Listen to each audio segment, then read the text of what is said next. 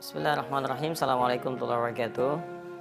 Sahabat-sahabatku dimanapun Anda berada, semoga Allah senantiasa memuliakan kita semua, mengampuni dosa-dosa kita, dan membimbing kita untuk lebih baik dari hari ke hari.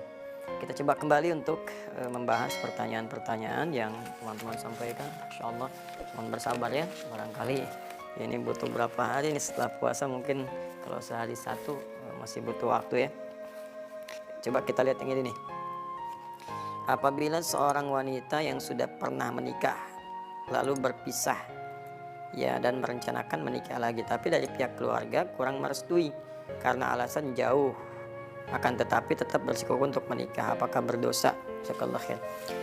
Kasus ini kalau kita lihat dalam Al-Quran, teman-teman buka Al-Quran surah Al-Baqarah ayat 232 ya. Wa idza talaqtumuhunna ya fabalagna ajalahunna fala ta'dhuluhunna an yankihna azwajahunna idza taradaw bainahum bil ma'ruf ya dzalika yu'adzu bihi man kana minkum yu'minu billahi wal yawmil akhir. Baik, kata Allah bahkan di ujungnya dzalikum azkalakum athhar ya.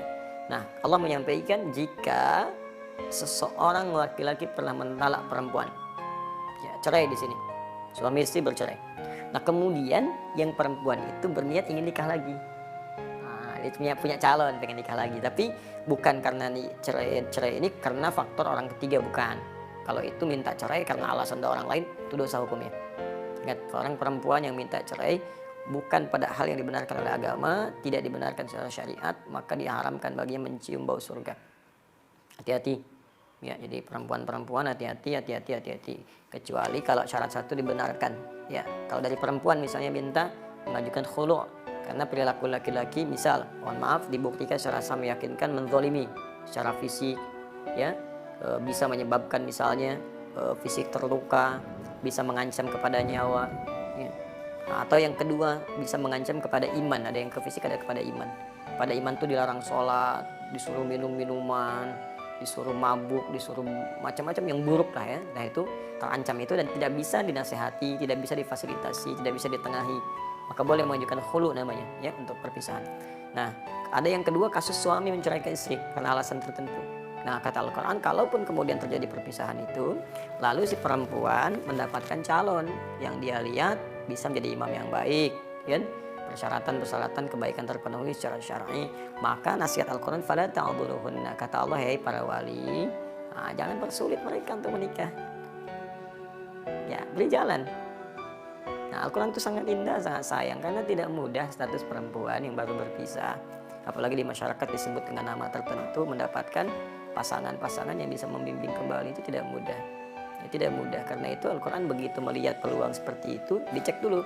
Kalau memang orangnya baik, tidak menyulitkan, dan komitmen jadi imam yang baik di keluarga, maka permudah, jangan persulit, karena tidak mudah menemukan lagi kemudian orang yang ingin membimbing. Nah, jadi itu kondisinya. Nah, ini alasannya karena jauh. Alasan jauh itu kan relatif. Ya, jauh sekarang mudah dijangkau. Ya, ada dengan jauh itu termasuk bukan termasuk syarat syariat. Ya, bukan termasuk syarat syariat.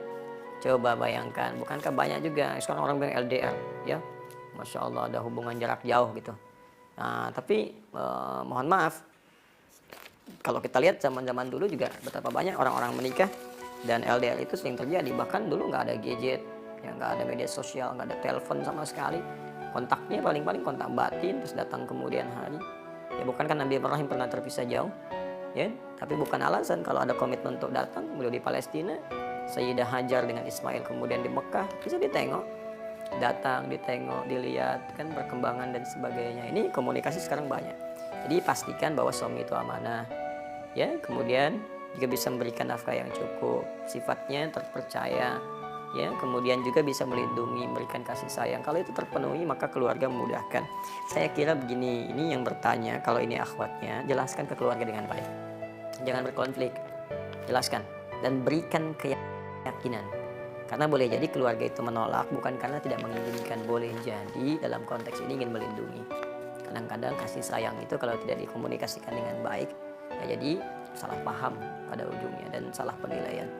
Ya, sama hal-hal yang kadang-kadang kita menulis di WA karena nggak ada ekspresi, ya keterimanya bisa lain. Maka jelaskan sepenuhnya, sampaikan bahwa alhamdulillah Boleh jadi ini hikmahnya Allah kirimkan seorang pasangannya lebih baik, dia perhatian, dia jujur, dan ini bukti-buktinya keluarganya begini, kenali keluarga dulu, tanyakan.